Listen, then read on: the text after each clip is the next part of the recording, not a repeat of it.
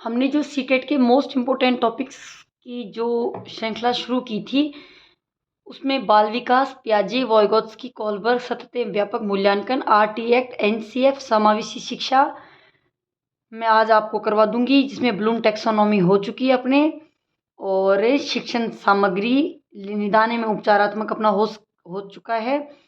तो इसमें 3-4 टॉपिक और बचेंगे। तो प्लीज़ मेरी आपसे रिक्वेस्ट है, एक बार आप इन टॉपिक्स को ज़रूर देखिएगा, क्योंकि जब हम सीटेट दिसंबर और जनवरी का जो पेपर उठा रहे हैं, इनमें इन टॉपिक से एक टॉपिक से 2-2 3-3 क्वेश्चंस आए हुए हैं। तो एक बार आप इन टॉपिक्स को ज़रूर करके और आप इनके एमसीक्यू 50-60 एमसीक्यू ज़रूर कीजिएगा, तो आपका वहीं पे सारा डाउट क्लियर हो जाएगा। और आज हम बात करेंगे समावेशी शिक्षा की। पढ़ना जाएगा समावेशी शिक्षा, ठीक है। अगर शब्दों का अलग अलग मतलब समझें तो हम समावेश मतलब किसी मतलब सब चीज एक ही जगह होना। फिर चाहे वो हम किसी भी चीज, चाहे अगर हम बात यहाँ शिक्षा की कर रहे हैं तो समावेशी शिक्षा, और अगर बात किसी और चीज की कर रहे होते तो उसमें सब चीजें समाई हुई, उनकी सब चीजें होना समावेशी। और शिक्षा मतलब शिक्षा, ठीक है। अगर सीधी भाषा में बात करूं मैं, तो समावेशी शिक्षा क्यों जरूरी है, इसकी अपने आप में कोई अलग से कोई परिभाषा नहीं होगी, लेकिन इसका जो मतलब वो यही है कि वह जो प्रत्येक व्यक्ति होता है वो दूसरे व्यक्तियों से कई बातों में भिन्न होता है, ठीक है। व्यक्तियों के बीच में कई भिन्नताएं होती हैं, चाहे वो शारीरिक हो सकती हैं, वो मानसिक भी हो सकती हैं, वो सामाजिक भी हो सकती हैं, और वो सांस्कृतिक भी हो सकती हैं। तो ये जब सब भिन्नता वाले जो बच्चे होते हैं, ठीक है, जब हम इनको शिक्षा देने की बात आती है और वहाँ जब विभिन्नता होती है, तो उस विभिन्नता को समाप्त करना, मतलब कि बच्चों को समान शिक्षा प्राप्त हो, ठीक है, ये होगी हमारी समावेशी शिक्षा, ठीक है।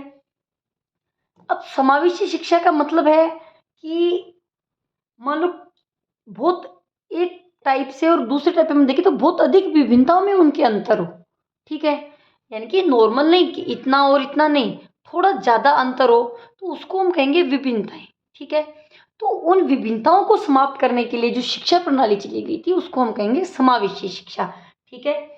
समावेशी शिक्षा में शिक्षा, जब हम समावेशी शिक्षा की बात कर रहे हैं तो हम बात करें ये क्या होती है, विशिष्ट आवश्यकता वाले बच्चे होते हैं। विशिष्ट आवश्यकता से मतलब ये नहीं है कि विशिष्ट आवश्यकता यानी कि कुछ जो बच्चे होते हैं स्पेसिफिक थोड़ी सी ज़रूरत होती है, ज़्यादा की ज़रूरत होती है, वो स्पेसिफिक बच्चों में कोई भी बच्चे हो सकते हैं। वो बच्चे बहरे भी हो सकते हैं, वो बच्चे मंद बुद्धि भी हो सकते हैं, बच्चे दिव्यांग भी हो सकते हैं, वो बच्चे प्रतिभाशाली भी बच्चे हो सकते हैं। अब आप कहोगे कि विशिष्ट बालक में प्रतिभाशाली बच्चे क्यों होंगे, तो वो भी हो सकता है। मान लो एक क्लास में एक प्रतिभाशाली बच्चा बैठा है और 5 थोड़े कमज़ोर बच्चे बैठे, तो टीचर उन कमज़ोर बच्चों के तरीके से अगर क्लास को पढ़ाएगा तो जो प्रतिभाशाली बच्चा है वो बोरियत फील करेगा और वो पढ़ाई में खुद की रुचि नहीं दिखा पाएगा और वो ढंग से नहीं पढ़ पाएगा। तो उसके लिए टीचर को कुछ अलग से करना होगा। तो विशिष्ट बालक में सभी बालकों का समावेश होता है, चाहे वो बच्चा प्रतिभाशाली हो, चाहे वो बच्चा दिव्यांग हो, चाहे वो बच्चा अंधा हो, चाहे वो मंद हो, चाहे वो बहरा हो, ठीक है। तो जब हमारी क्लास में अंधे बच्चे होंगे तो हम उसी प्रकार की विधियों से उनको द्वारा पढ़ाएंगे।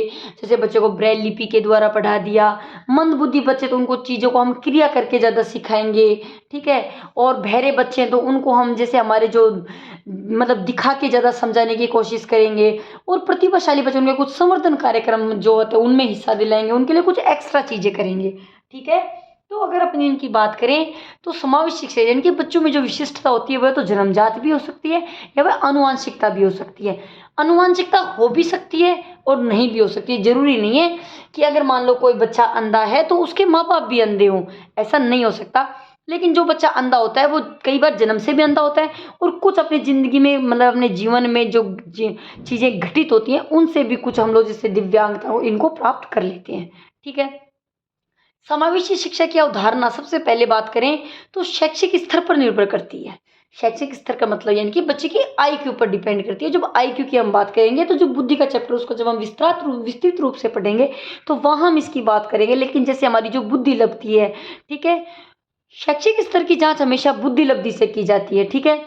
आईक्यू बच्चे का 140 है तो बच्चा प्रतिभाशाली है, उससे कम है तो जो 85 आईक्यू वाले जो बच्चे हैं उनको विशिष्ट बालकों में माना गया है, ठीक है। उसके बाद बौद्धिक स्तर पे इन बच्चों का विवरण कर देना, मतलब अलग अलग इनको हिस्सों में बांट देना। विशिष्ट बालक हैं, उन्हें भी शिक्षा का पूर्ण अवसर प्राप्त करने का अधिकार है।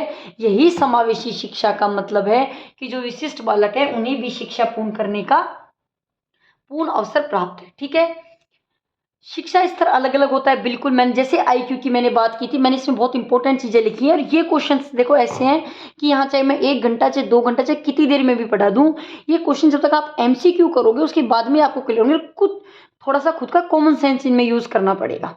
ठीक है, ये हो गया हमारी समावेशी शिक्षा की बात। लेकिन मोटे मोटे तौर पर अपन बात कर लें तो जो समावेशी, जो इसमें विशिष्ट बालक होते हैं उनका जो वर्गीकरण है वो 3-4 टाइप से किया गया। ठीक है, तो अगर हम बात करें मानसिक रूप से, तो जो मानसिक रूप से जो वो बच्चे हो गए हमारे, जैसे प्रतिभाशाली बच्चे हो गए, मन बच्चे हो गए। ठीक है, उसके बाद आगे हमारी शारीरिक दृष्टि से, तो जो हमारे बच्चे जैसे ये विकलांग बच्चे हैं ये हमारी शारीरिक दृष्टि से हो गए। ठीक है, जैसे इनमें कोई बच्चा अंधा भी है, जैसे कोई बच्चा बोल नहीं पाता है ढंग से, कोई मतलब कुछ है जो अपनी एज के हिसाब से कम विकास कर पा रहे हैं। ठीक है, वो बात हो गई।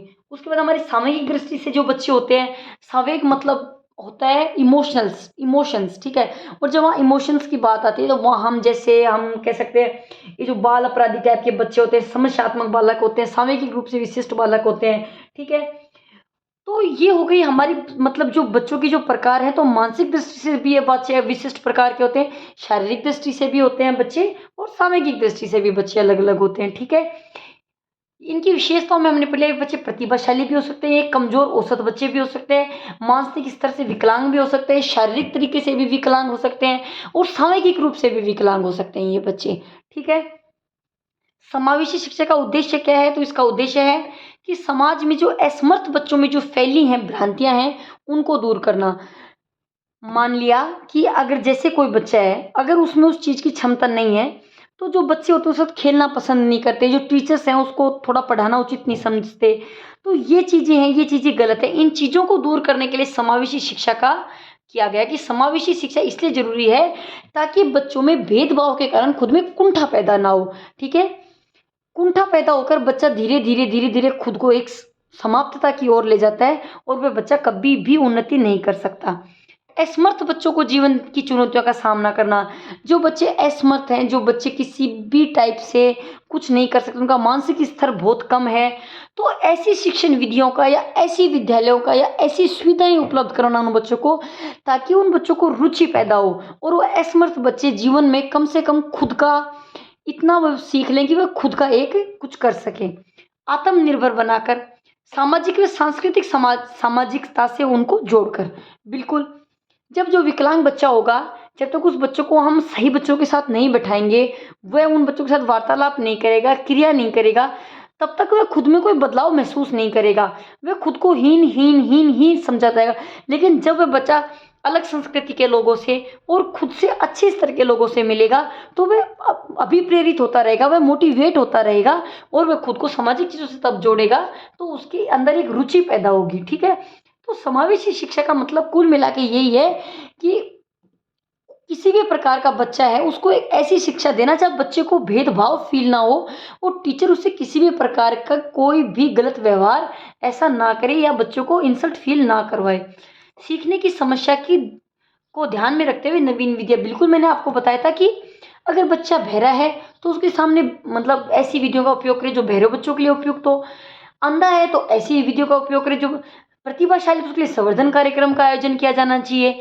मंद बुद्धि है तो बच्चों को उसी टाइप से चीजें को, जैसे जो इन जो अच्छी शिक्षण विधियां हैं जो बच्चों के लिए बनी हुई है, जैसे क्रियाशीलता, जिससे बच्चा करके सीखता है, वो बच्चे के लंबे टाइम तक उसकी रुचि भी रहती है उसमें। ठीक है, और बात करें इसके सिद्धांत की, तो व्यक्तिगत से भिन्नता, ये मैंने आपको शुरू में बता दिया था कि प्रत्येक व्यक्ति होता है वो दूसरे व्यक्ति से किसी न किसी चीज में भिन्न होता है, चाहे वो सामाजिक हो, चाहे वो सांस्कृतिक हो, चाहे वो कैसी भी हो। माता पिता का सहयोग प्रदान करने का मतलब है कि माता पिता ने बच्चे को जिस भी स्कूल में डाला है, वहां माता पिता जाके चेक कर सकता है कि उसके बच्चे के साथ कहीं भेदभाव तो नहीं हो रहा। अगर ऐसा हो रहा है तो वह अपनी इच्छा से कभी भी बच्चे को उस स्कूल से निकाल सकता है, और माता पिता को पूर्ण स्वतंत्रता है कि वह अपने बच्चे को जाके कभी भी चेक कर सकता है। भेदभाव रहित शिक्षा का मतलब यह है कि सभी बच्चों को एक कक्षा में एक ही साथ पढ़ाया जाएगा।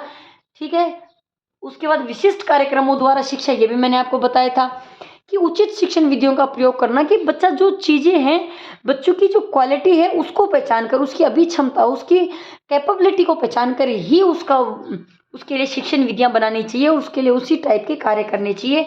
और वातावरण नियंत्रण पूर्ण होने का मतलब होता है कि वातावरण नियंत्रण पूर्ण होने का मतलब है कि जैसे कोई भी विद्यालय है, वहां कहीं भी ऐसा नहीं लिखा हुआ है कि जो बच्चा विकलांग है हम उसको स्कूल में नहीं लेंगे, यानी कि किसी कोई भी स्कूल ऐसा नहीं कर सकता। और विद्यालय जो विकलांग जो बच्चे हैं उनको निःशुल्क शिक्षा प्रदान करेगी, ठीक है। और स्वीकार अस्वीकार की किसी प्रकार की कोई बाध्यता इसमें नहीं लिखी हुई है।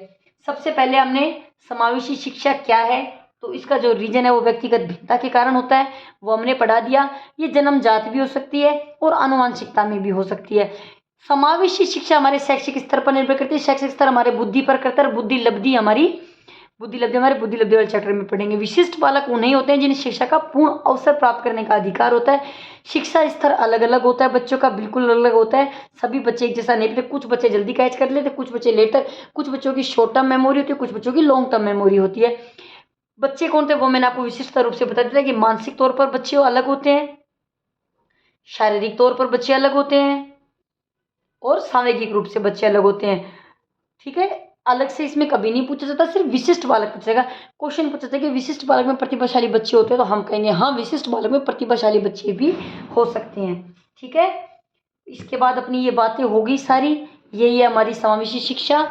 ये देखो मैंने पढ़ा जरूर दिया है, लेकिन समावेशी शिक्षा में ऐसा कुछ नहीं है, निश्चितता का याद करने का कुछ नहीं है। जहाँ आपको पॉजिटिव इनका जो क्वेश्चन आए सब, जहाँ आपको ऐसा लगे कि ये ऑप्शन ज़्यादा पॉजिटिव है, तो आप उसी को ही जवाब देने का मतलब आंसर लगाएंगे। उसको खुद के कॉमन सेंस पे डिपेंड है, ठीक है। इसके कुछ प्रशिक्षण होते हैं, उपलब्धि प्रशिक्षण, अभिरुचि प्रशिक्षण, शारीरिक प्रशिक्षण और मानसिक प्रशिक्षण। हालांकि कोई इंपॉर्टेंट नहीं है, देखो मैं नहीं कहूँगी कि ये इंपॉर्टेंट है, ये मैंने नॉर्मल तौर पे लिख दिया है। और हमारी समावेशी शिक्षा समाप्त होती है यहीं पे। और अब हम जो नेक्स्ट जो क्लास है वो हमारी होगी लैंगिक भेद की।